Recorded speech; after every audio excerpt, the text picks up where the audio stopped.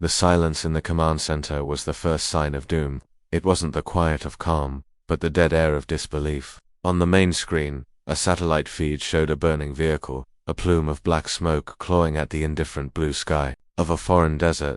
Inside that inferno was the Omega asset, a cryptographer holding codes that could cripple NATO's entire intelligence network. His extraction team, Calcine, Nomad, was pinned down. There comes a frantic chorus of gunfire and desperation. Colonel Radic, his face a mask of controlled fury, paced before the screen. He was a man forged in the clean, sterile world of next-generation warfare. A believer in speed, stealth, and surgical strikes. "I need air support on station 5 minutes ago," he barked, his voice cutting through the tension. "Where are my Raptors? Where are my Vipers?" The young lieutenant at the comms console flinched. "Sir, the nearest squadron is the 74th. They're 20 minutes out. Still rearming. 20 minutes. Radic's voice was dangerously low. "In 20 minutes, Nomad will be a memory, and Omega will be compromised. Get me anyone, anything. This is a CAS critical situation. I don't care if it's a crop duster with a rifle taped to the wing. Any jet will do." The lieutenant's fingers flew across the keyboard, sending out a blanket distress call to any Allied air asset within a 100-mile radius. The request was a Hail Mary, a desperate plea broadcast into the digital ether. For a full minute, the only reply was the crackle of static and the distant echo of Nomad's losing battle. Then, a new icon blinked onto the tactical map. It was old, its transponder code not on any of the modern rosters. A single, calm voice, female, cut through the chaos. "Command, this is Valkyrie 19er. I read your distress call. On station. In 4 minutes. What's the situation?" Radic stared at the icon. "Valkyrie? Who the hell is Valkyrie?" No one had an answer. The Calcine was a ghost. "Valkyrie 19er," Radic finally responded, his tone laced with suspicion. "Identify your aircraft." A brief pause. "I'm in an A-10 Thunderbolt II, Command." The silence that followed was heavier than before. An A-10, a warthog, a relic from a bygone era, a flying tank designed for a different kind of war. In the sterile high-tech command center, the name landed like a lead weight. Radic, who had just demanded any jet, stared at the screen. The color drained from his face, replaced by a pallor of pure, unadulterated shock. He had asked for a savior and been sent a ghost from the boneyard. The slow, ugly, and brutally effective ghost he had personally tried to decommission 3 years prior. 4 minutes later, the sky over Nomad's position was torn open not by the sleek scream of a modern fighter, but by a low guttural roar. It was the sound of impending violence. The A-10 didn't slice through the air.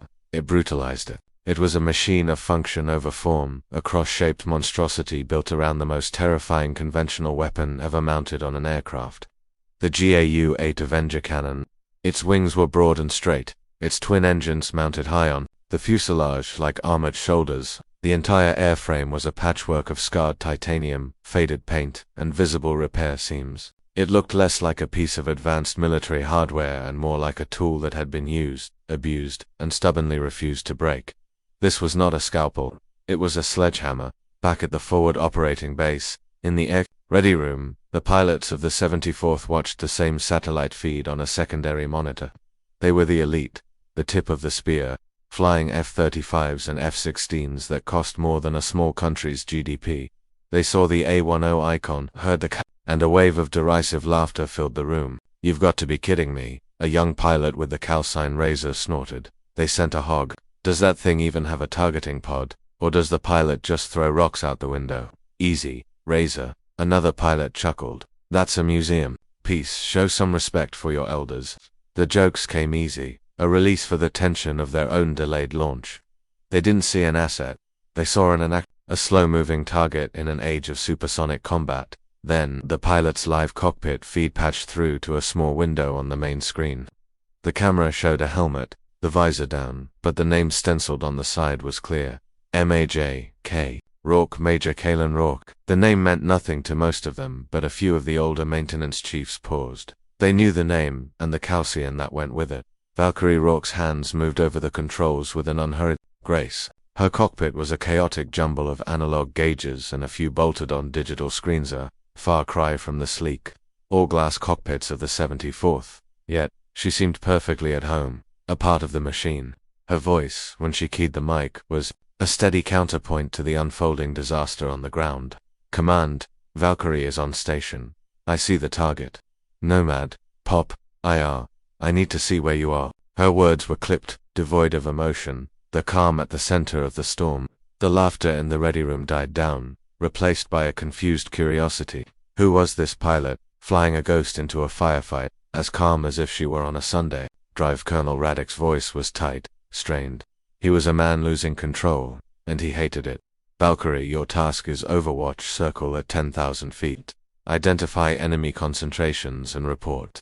Do not, I repeat, do not engage unless directly fired upon. The 74th will handle the ordnance delivery.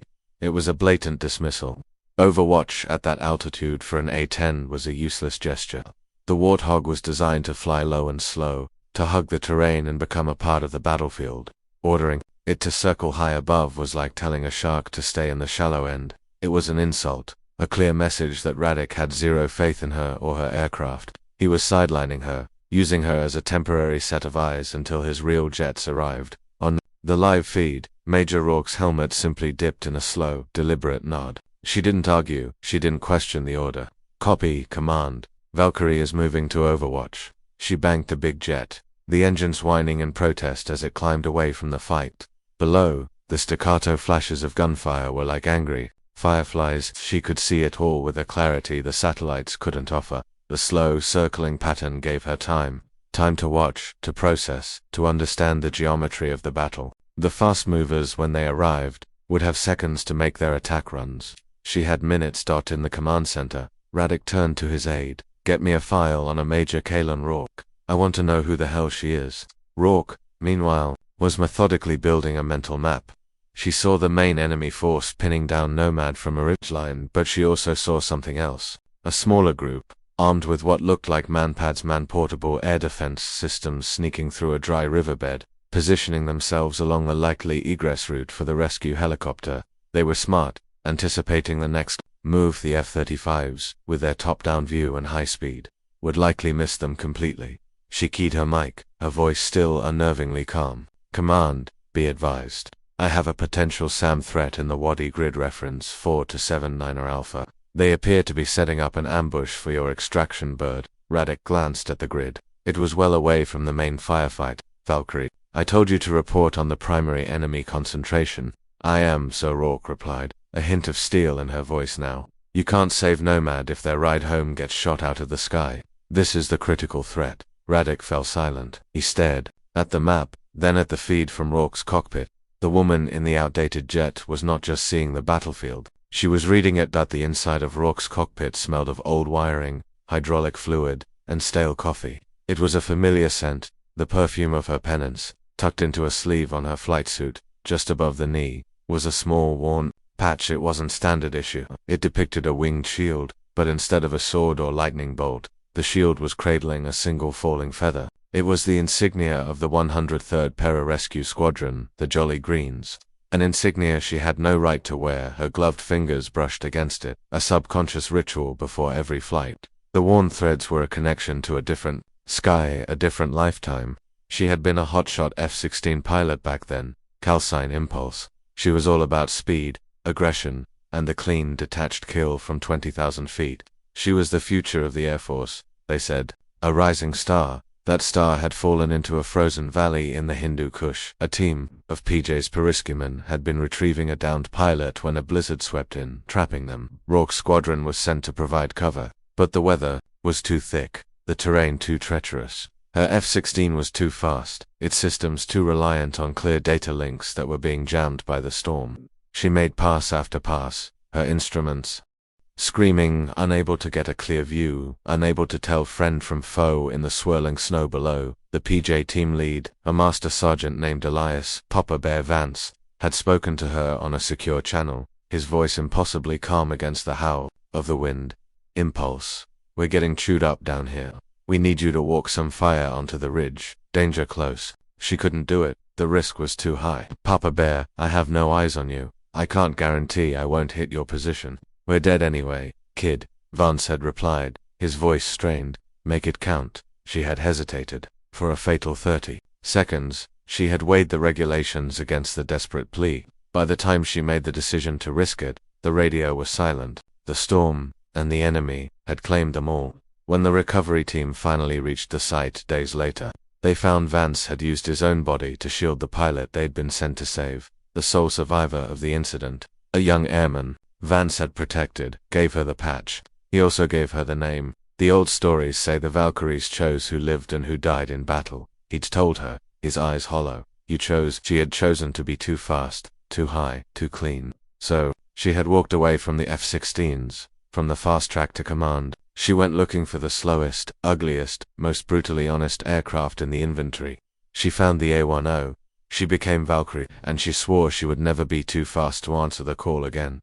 The takeoff roll of an A-10 is an exercise. In brute force, it doesn't leap into the air, it claws its way there. As Rourke pushed the throttles forward, the twin General Electric engines spooled up with a deafening, grinding roar that was more industrial than aerodynamic. The scarred airframe shuddered, the whole machine vibrating with contained power. It devoured the runway and lunged into the sky.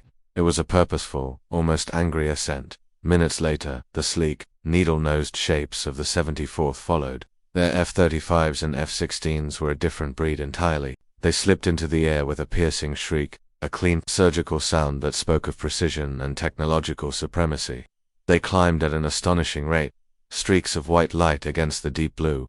Their pilots' radio chatter, mix of professional jargon and casual confidence. Razor flight, pushing to Angels 3-0 command. What's the target package? Lancer flight, systems green. We'll be on station in 10. Their voices were crisp, assured. They were the cavalry, arriving as expected. Then Rourke's voice cut through the chatter, a stark contrast. Command, Valkyrie is holding at 10,000. The SAM threat in the Wadi is digging in. I count 3 launches now. A brief silence from the 74th. Razor, the F-16 pilot, couldn't resist. Copy that, Valkyrie. Keep your eyes peeled from up there in the cheap seats. We'll clean up the mess when we get there. Rourke didn't reply. She simply continued her slow, lazy circle, the vast empty sky, her domain. To the sky was a medium to be transited, a space between the base and the target. To Rourke in her Warthog, it was a vantage point. The sun baked her canopy, the world below, a detailed, living map. She wasn't just passing through, she was observing, waiting. The silence in her cockpit was a weapon. It allowed her to listen to the rhythm of the battle, to hear the notes of panic rising from Nomad's coms, to feel the subtle shift in the enemy's posture. She watched the F-16s arrive. Their contrails pristine white lines drawn across the heavens. They were beautiful, deadly, and utterly detached from the grit and terror of the fight below. They saw targets on a screen, icons to be serviced with laser-guided bombs. Rourke saw the terrain, the cover, the angles. She saw the Wadi, the fast move, were ignoring, and she knew, with a certainty that chilled her despite the cockpit's heat, that the clean, surgical war the 74th was prepared to fight was about to get very, very messy. The sky was not indifferent. It was waiting to see if speed or patience would win the day. Nomad 1, what's your status? Radek's voice was fraying at the edges. The reply from the ground was a burst of static, a shouted curse, and the unmistakable rhythmic thumping of a heavy machine gun. Command, we are heavily engaged. They're on the ridgeline, dug in deep. We can't move. Razor flight, you have the coordinates for that ridgeline, Radek ordered. Put a bomb on it. Copy. Razor's voice crackled, rolling in. On the main screen, a sleek F-16 peeled off from high altitude, a silver dart against the blue. It dove, released its payload, and climbed away in a graceful, sweeping arc. A moment later, a plume of dust and smoke erupted on the ridge. It was a perfect strike, exactly where the coordinates indicated. But when the dust settled, the machine gun started firing again. No effect. The Nomad leader yelled, "They're in caves or reinforced bunkers. You just kicked dirt in their eyes." The problem was becoming terrifyingly clear. This wasn't a fight for smart bombs. This was a close-quarters brawl, and the enemy was using the terrain to its full advantage. The F-16s and F-35s were designed for standoff engagements. Their systems were built to acquire and destroy targets from miles away. To get low enough to pinpoint the cave entrances, they would have to fly directly into the teeth of the enemy's small arms and anti-aircraft fire. They were race cars being asked to do the job of a bulldozer. Lancer flight, see if you can get a better angle, Radek commanded, a note of desperation creeping in. An F-35, the pinnacle of aviation technology, attempted a lower pass. The result was immediate. A stream of red tracers reached up from the ground, forcing the pilot to break off aggressively, flares popping from the fuselage like panicked fireflies. "Whoa, taking heavy ground fire," the Lancer pilot reported, his breathing heavy. "They've got ZPUs all over that ridge. It's a hornet's nest down there in the ready room." The mood had shifted from mockery to grim concentration. The pilots of the 74th were seeing the limits of their technology. Their jets were too fast, their turning circles too wide. By the time they identified a target, they were already past it. They could drop bombs on a grid square, but they couldn't dig out an entrenched enemy that was spitting distance from friendly forces. High above, Rourke watched a futile dance. She saw the high-speed passes, the ineffective explosions, the tracers reaching up like grasping fingers. She remained silent, her antenna patient vulture in a sky full of hummingbirds. She wasn't just watching the enemy anymore. She was watching the unfolding failure of the very doctrine that had tried to erase her and her aircraft from existence. And she was waiting for the call she knew was inevitable. "Command, Valkyrie." Rourke's voice cut through a fresh wave of panicked chatter from the ground. It was still maddeningly calm. "The primary machine gun nest is in a cave entrance, west face of the ridge, just below the large rock formation that looks like a fist. It's shielded from high-angle attacks." Radek's head snapped toward the comms console. "How can you be sure?" "My orbit gives me a different perspective, sir," she replied, a masterpiece of military understatement. Her slow, circling path wasn't a bug, it was a feature. While the fast movers saw the battlefield in fleeting high-velocity snapshots, she was watching a feature film. She saw the muzzle flashes, traced them back to their source, and cross-referenced them with the terrain. She wasn't using a billion-dollar sensor suite. She was using her eyes and her experience. "I also see spotters on the lower slopes, directing fire. They're the ones keeping Nomad's heads down." Razor, the F-16 pilot, chimed in, his voice tight with frustration. "Command, we can't get a sensor lock on anything that small. The rocks are throwing off the laser designators." "Valkyrie, can you laser the target for Razor?" Radek asked, the question itself a concession. "Negative, Command," Rourke said. "My targeting pod is an older model. It's not compatible with their systems." It was a polite way of saying her jet was from a different technological universe. "But I can put a marker on it." "A marker?" Razor scoffed over the channel. "What are you going to do? Throw a smoke grenade?" "We need a laser spot." The arrogance was a reflex, but it was brittle now. The high-tech solutions were failing. The super pilots were helpless, their advanced systems rendered useless by rocks and caves. They were spectators to a slaughter they were supposed to prevent. Rourke ignored him. "Command, I have a solution for the spotters. Request permission to engage." Radek hesitated. The order was clear: do not engage. But his state-of-the-art assets were proving ineffective. The ground team was taking casualties. The Omega asset was still in the line of fire. He was caught between his doctrine and the harsh reality on the ground. Every second of his hesitation was another burst of machine gun fire hammering Nomad's position. "Valkyrie, maintain your station," Radek repeated, his voice strained. He wasn't ready to admit he needed the relic. He wasn't ready to trust the ghost. He would stick to the plan, even as it crumbled around him. "The 74th will handle it." Rourke gave a simple copy and returned to her silent watch, but her hands moved on the controls, pre-selecting a weapon system. She knew Radek's pride was a luxury the men on the ground could no longer afford. The call would come. It was just a matter of how many more had to die before it did. The battlefield descended into chaos. The enemy, emboldened by the ineffective air support, grew more aggressive. They began to advance from the ridgeline, using gullies and rock formations for cover, closing the distance to Nomad's beleaguered position. The thud of the heavy machine gun was now punctuated by the sharp crack of sniper fire. "Nomad 1, report," Radek demanded. "We're taking precision fire." "I've got 2 men down." The voice of the team leader was ragged, stripped of all professional calm. "We're being systematically dismantled down here." Then came the sound everyone dreaded. A hollow thump, followed by a fiery whoosh. "RPG, RPG, get down." The satellite feed flickered. When it stabilized, one of Nomad's armored trucks was a burning wreck. The explosion had thrown bodies like dolls. The perimeter was shrinking. The desperate defensive fire from the trapped soldiers was becoming sporadic. They were running low on ammunition. They were running low on time. "Razor flight, I need that machine gun nest gone now," Radek roared. "Command, I'm telling you, we can't see it." Razor shot back, his own voice cracking under the pressure. "It's a negative angle shot from our attack vector. We'd have to fly into the ground to hit it." It was a geometric impossibility. For the F-16s, their speed and flight characteristics meant they had to pull up thousands of feet before they reached the ridge, to avoid becoming a multi-million-dollar crater. The cave was tucked underneath an overhang, invisible and invulnerable to their high-angle attacks. The mission was not just failing, it was turning into a catastrophe.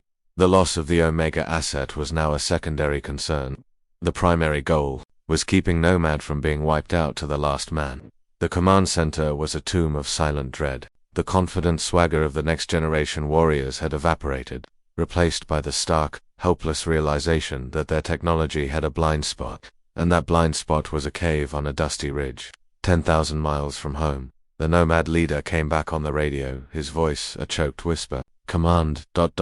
We're preparing to destroy the Omega protocols. We can't let them get the asset. It was the last-ditch option. A signal of utter hopelessness. It meant they were about to be overrun. Radek stared at the screen, at the burning truck, at the dwindling signs of life from the ground team. His career, his doctrine, his entire worldview was collapsing in real time.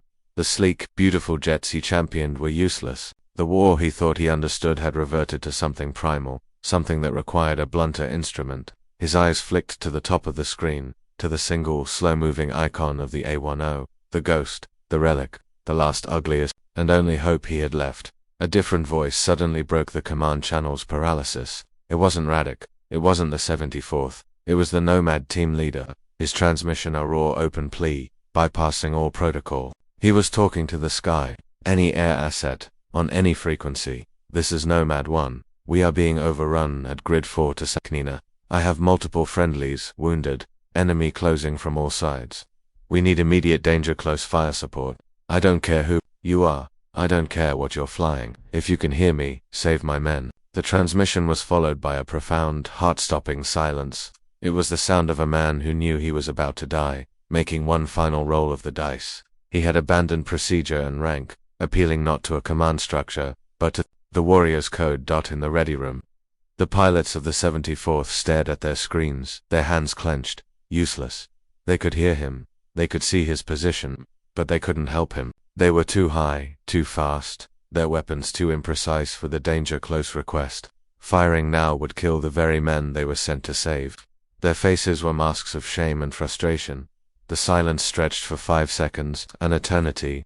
Then, a voice, calm and clear, filled the void. Nomad 1, this is Valkyrie. I have you. Talk to me. It was raw. She had been listening, waiting. The relief in the Nomad leader's voice was palpable. A tidal wave of hope. Valkyrie, God, we thought you'd left. They're less than 100 meters out, advancing along the west face of the gully. We're putting our heads down now. Rourke's reply was immediate, her tone shifting from passive observer to active commander. Copy, Nomad. Keep your heads down. I'm coming in from the northeast, parallel to the ridge. I'm going to walk it right up to your front door. Popeye, strobes on your forward line. I need to see the edge of your world. In the command center, every eye was on Colonel Radek. This was it, the moment of truth. His plan had failed. His jets were useless. A pilot he had dismissed was now in direct communication with the ground team, preparing to engage against his explicit orders. He could reassert his authority, order her to stand down, and condemn Nomad to certain death. Or he could swallow his pride, trust the relic, and admit that the old ways still had a place in his new war. His face was a stone, but his knuckles were white where he gripped the edge of the console. The entire room held its breath. Colonel Radek's jaw was clenched so tight a muscle jumped along his cheek. For a moment he seemed frozen, the warring factions of pride and pragmatism battling behind his eyes. The room was so quiet the hum of the servers sounded like a roar. He looked at the main screen. The blinking life sign indicators for Nomad team were fading, one by one.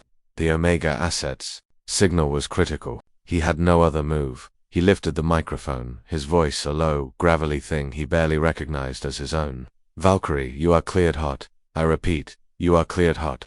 Danger close is authorized. He let go of the transmit button as if it were burning him. The words hung in the air, an admission of defeat and a prayer of hope all at once. The mockery that had filled the command center and the ready room just an hour before was dead and buried. Now there was only a tense, fearful anticipation. Everyone leaned in closer to the screens. They were about to witness something few of them had ever seen outside of grainy historical footage. A warthog unleashed. Copy command. Rourke's voice came back, as steady as ever. But there was a new undertone to it, a subtle shift. The patient observer was gone. The hunter had been released. Valkyrie is rolling in. The live feed from her cockpit tilted sharply as she banked the A-10. The ground, which had been a distant map, rushed up to fill the screen. She wasn't diving from above. She was coming in low, hugging the contours of the desert floor, using the terrain to mask her approach from the Sams and the Wadi. The landscape became a blur of brown and gray. The jet shuddered as the air thickened.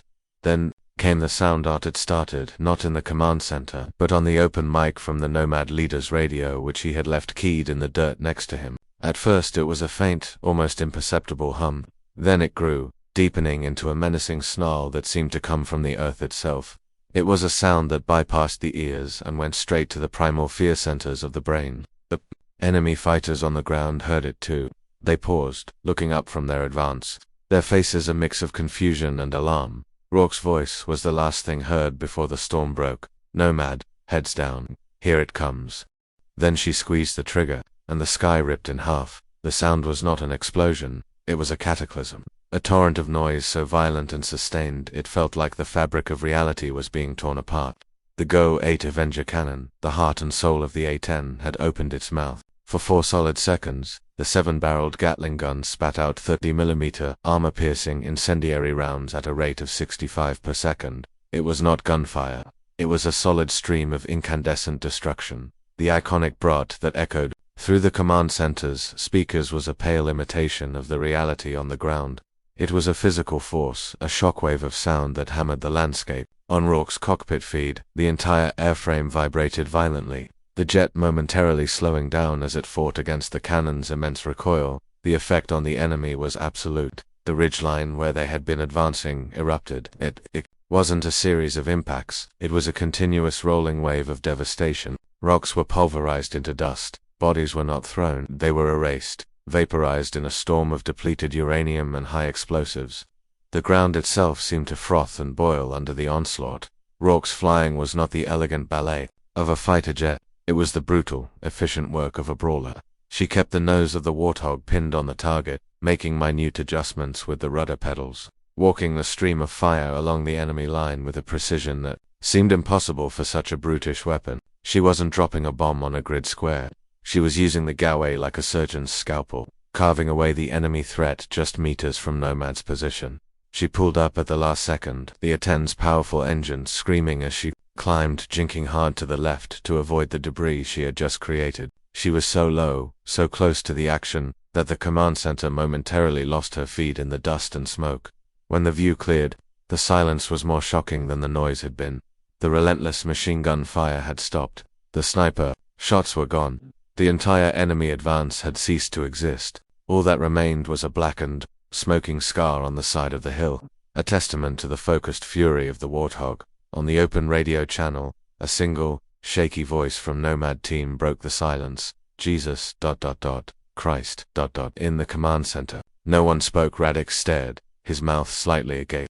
He had seen simulations, he had read the reports, but he had never truly understood the sheer, unadulterated violence the A-10 could deliver. It was a weapon from a different age, an age of grit and iron, and it had just saved his mission in 4 seconds of terrifying, beautiful destruction. Nomad 1, this is Valkyrie. Report status. Rourke's voice sliced through the stunned aftermath. It was crisp, professional, pulling everyone back from the brink of awe. The team leader took a moment to find his voice. Valkyrie, where green enemy line is broken. They're gone. All of them. How did you... No time for that. Nomad. Rourke cut him off, her tone gentle but firm.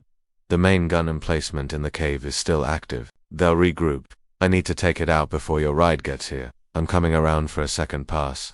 I need you to confirm its location. This was the critical part. The cannon was a devastating area weapon, but the cave was a point target, and it was perilously close to Nomad's own position. We see it. Valkyrie, the team leader confirmed, his voice gaining strength, feeding off her confidence. It's a dark slit in the rock, about 50 feet above our position. But the overhang, you can't hit it from above. I'm not coming from above, Rourke stated simply. I'm coming up the gully. I'll be below you. It's going to be loud. Keep your heads down. The maneuver she described was incredibly dangerous. It meant flying her A-10 up a narrow canyon, directly into the line of fire of any remaining enemy soldiers. to get a clear shot at the cave. It was the kind of seat-of-your-pants high-risk flying that modern flight computers and safety protocols were designed to prevent. Razor, Lancer, voice was on the shared channel now, addressing the pilots of the 74th. I'm going to be in the weeds and blind for about 30 seconds. I need you to watch my 6. Call out any threats from the wadi. There was a beat of silence, then Razor's voice, stripped of all its earlier arrogance, came back. Copy. That Valkyrie, we've got you watching your 6. The exchange was a small thing but monumental. The hotshot F-16 pilot, who had mocked her, was now accepting orders from the woman in the museum piece. Rourke banked the A-10, the bulky jet dropping with unnerving speed toward the desert floor. The cockpit feed showed the ground rushing up, the canyon walls closing in. Nomad, she said, her voice a low murmur, a final check-in. Talk to me. Tell me when you see me. We see you, Valkyrie, the team leader whispered, his voice filled with a reverence that bordered on worship. Oh my God, we see you. The A-10 was a gray specter, a monster of metal and fire, roaring up the canyon floor, flying below the men she was there to save. Razor watched his main tactical display, his F-16 circling uselessly at 20,000 feet. The screen showed a single friendly icon, Valkyrie 19er, moving at a shockingly low altitude and slow speed. It was crawling up the digital representation of the canyon, a place his own flight path predictor warned was a fatal trap. He could see the red icons of the manpads in the nearby wadi, and Rourke was flying right into their engagement envelope. She's insane, he muttered to himself, his hands tightening on his controls. He had flown countless simulator hours, practiced every textbook maneuver. Not one of them involved flying an attack jet into a box canyon. Lancer, you see this? Razor broadcast to his wingman. I see it, the F-35 pilot replied, his voice tight. She's using the terrain to mask her approach from the SAMs. But if they get a lock from above, ...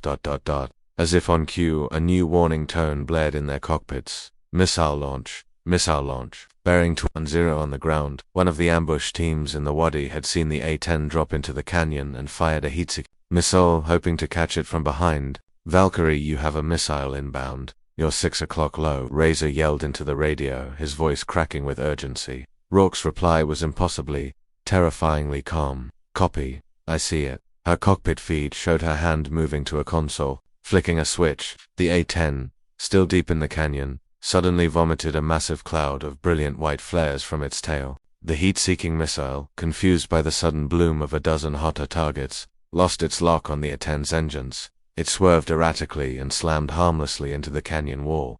Razor stared, his mouth dry. He had trained for that exact scenario. The standard procedure was to brake hard, gain altitude, and dump flares. Rourke had done none of that. She hadn't altered her course by a single degree. She had trusted her countermeasures, trusted her aircraft's legendary toughness, and kept her nose pointed directly at her target. She was flying with a level of grit and instinct that he had only ever read about in books. He watched as her icon reached the end of the canyon. He saw her nose pitch up sharply.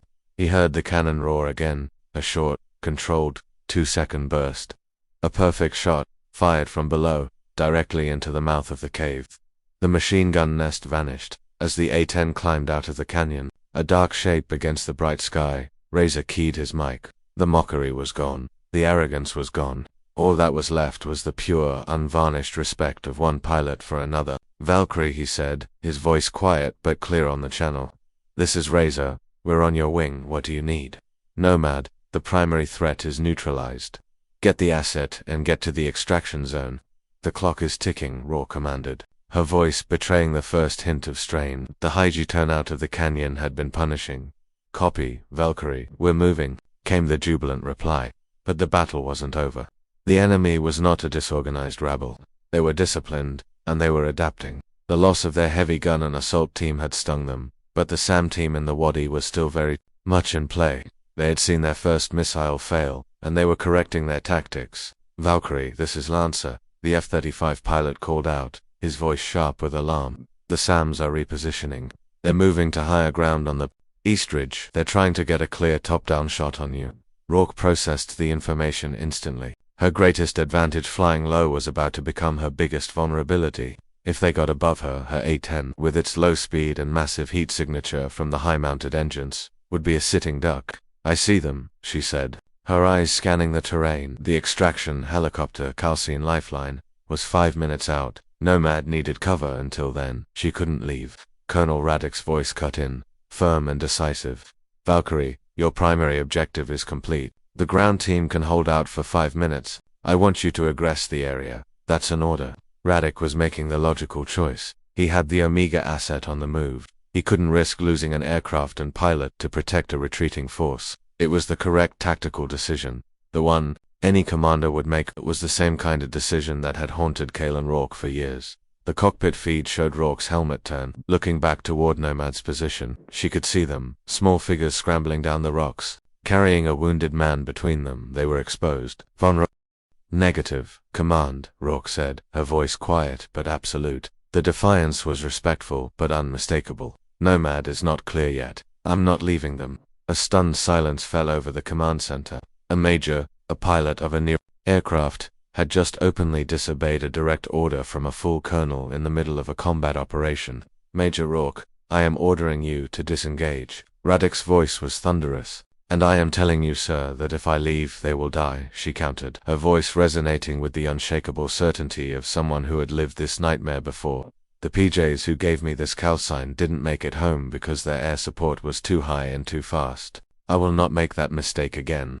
I am their cover until they are on that chopper. Valkyrie is staying. She cut the transmission, leaving Radek sputtering in the silent command center. She had drawn her line in the sand. Her war was not about assets or objectives, it was about getting everyone home. The A-10 became a target. The SAM teams on the ridge now had a clear view, and they unleashed a coordinated attack. 3 missiles launched almost simultaneously, their smoke trails streaking toward the lone, slow-moving jet. Valkyrie multiple launches. Break, Razor screamed over the radio. Rourke didn't break. She couldn't. A high G-turn would take her away from Nomad, leaving them exposed. Instead, she did something that defied all modern air combat doctrine. She pushed the nose of her Warthog down and flew directly at the enemy. It was a terrifying game of chicken. The A-10 was a flying tank, famously durable, wrapped in a titanium bathtub to protect the pilot and critical systems. Rourke was betting her life on that reputation. Flares and chaff exploded from the jet, a desperate, glittering cloud of countermeasures. One missile was decoyed, veering off into the sky. The second, a more advanced model, ignored the flares, and kept coming. Rourke waited until the last possible second, then rolled the A-10 violently onto its side, presenting the narrowest possible profile. The missile shrieked past, missing by inches, its proximity fuse failing to detonate. The third missile hit. It struck the right wing. A bright flash of orange and a puff of black smoke. The cockpit feed shook violently. A cacophony of alarms blared. A symphony of electronic screams, all signaling catastrophic failure. Red lights flashed across her instrument panel. Engine fire, hydraulic failure, wing structure compromised. Any other aircraft would have been torn from the sky. A fireball plummeting to the desert floor. The F-16 or F-35 pilots watched in horror, certain they had just witnessed her death. But the A-10 flew on. It was crippled, trailing smoke. The right wing, a mangled wreck, but it was still flying. Rourke's voice came over the radio, strained, breathless, but alive. I'm hit. Right engine is out. Hydraulics are spotty, but I'm still in the fight. She wrestled with the controls, fighting the wounded beast. The jet wanted to roll over and die, but she held it steady through sheer force of will. She was no longer just a pilot in a machine. She and the Warthog were one entity, a single, wounded, but furiously defiant being. Valkyrie, you have to get out of there, Radek pleaded, his voice stripped of all authority, now just a man begging a hero not to die. Almost there, Colonel Rourke grunted, the strain evident in her voice. She could see the extraction helicopter now, a dark shape approaching fast. Just a little longer. She banked the crippled jet, placing its smoking form between the advancing helicopter and the remaining SAM launchers on the ridge. She had become a shield. The shriek of the alarms was a time machine, dragging her back through the years to the blinding white of the Hindu Kush. The smell of ozone from the fried electronics in her cockpit mixed with a phantom scent of freezing air and jet fuel. She wasn't Major Rourke anymore. She was Impulse, the hotshot F-16 pilot, listening to the calm, dying voice of Master Sergeant Elias Vance. Impulse, we're getting chewed up down here. The memory was no longer a hazy flashback. It was a vivid, terrifying presence in the cockpit with her. She could see his face, weathered and kind, as he'd briefed her before the mission. He'd joked about her calcine impulse. Sounds fast. Just don't be in too much of a hurry to get home, kid. Some of us down here are a little slower. She had smiled, full of the easy confidence of youth and technological superiority. Speed was life. That's what they taught you. Get in, get the kill, get out. We need you to walk some fire onto the ridge. Danger close. His request had been a violation of every rule she had been trained to follow. Danger close for an F-16 meant a risk radius of hundreds of meters. He was asking her to gamble his life on her aim, through a blizzard, with systems that were screaming for clear weather, and a clean lock. It was a choice between the regulations that were supposed to keep everyone safe and the desperate reality of the men on the ground. Her hesitation had been a betrayal.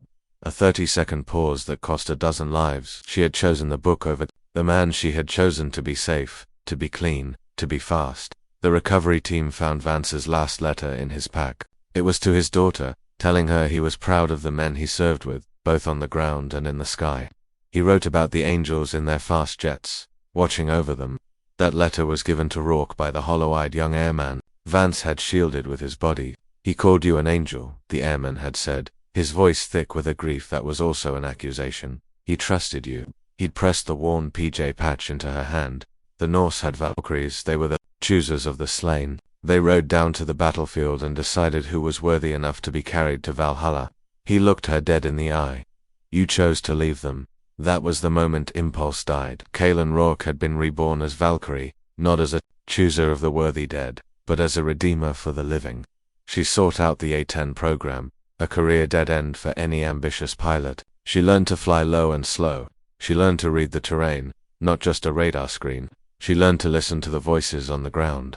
She had wrapped herself in the armor of the Warthog, a penance of titanium and iron. She had sworn an oath to the ghost of Elias Vance that she would never again be too fast. And now, with a dead engine and a shredded wing, she was keeping that promise.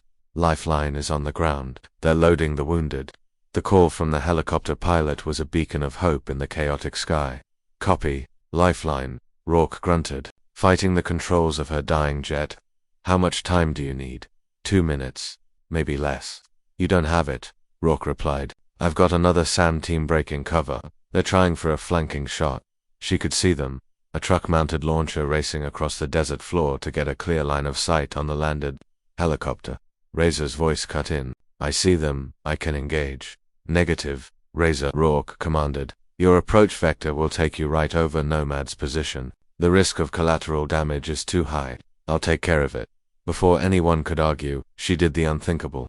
She rolled her crippled A-10, the one with a dead engine and a half-shredded wing, and pointed its nose at the ground. The jet, already struggling to stay in the air, entered a steep, terrifying dive.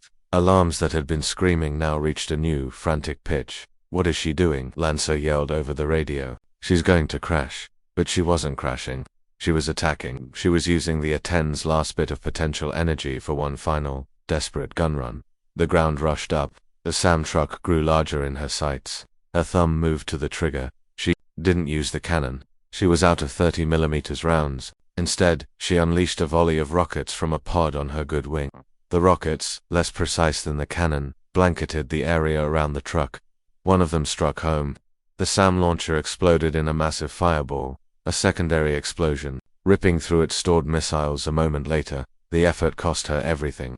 The dive, combined with the recoil of the rockets, was too much for the damaged airframe. The A-10 shuddered violently, and a long, groaning tear appeared on the top of her battered right wing. She was no longer flying, she was falling. Lifeline, get out of there now, Rourke yelled, her voice a raw command. The helicopter lifted off, its rotors whipping up a storm of dust. The rescued Nomad team and the Omega asset safely inside. As Lifeline climbed clear, the radio channels, which had been a cacophony of panic and commands, filled with a new sound.